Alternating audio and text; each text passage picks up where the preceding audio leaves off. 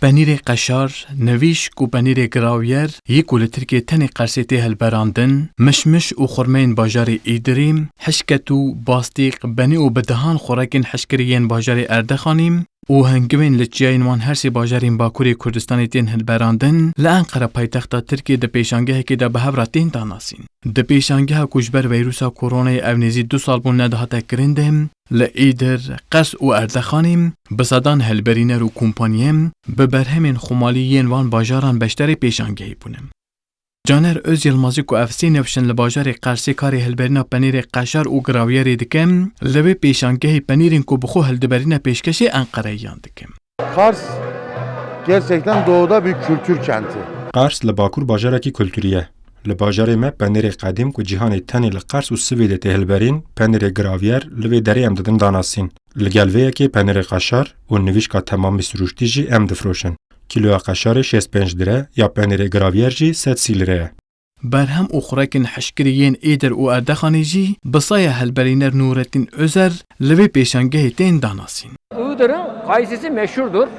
Mişmoşa İdrê gelek bi nav û denge û niha em li vê derê difroşin. Li gel vê yekê du hêjirên hişkiriyên Erdexanê, xurme û sincirên li van her du bajaran tên hilberandin li vê pêşangehê tên danasîn û firotin. Lê li gorî salên borî îsal beşdariya welatiyan kêm e. Welatiyên ku ji derveyê Enqere bo wê pêşangehê hatine û yên bi salan neçûne welatê xwe, her çi qas ji nirxê berheman nerazî bin jî piştî nêzî 2 salan destpêkirina danasîna bajarên rengîn keyf xweşin.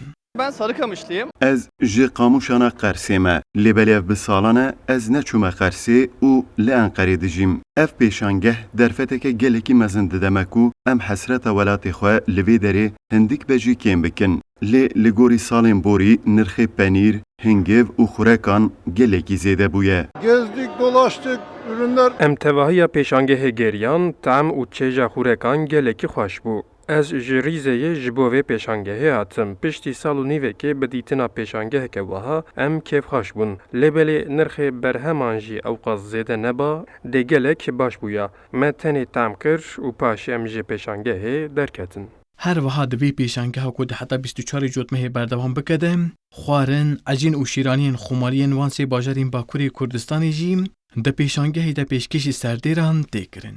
Vural erişmiş. Kurdistan 24 Enqere.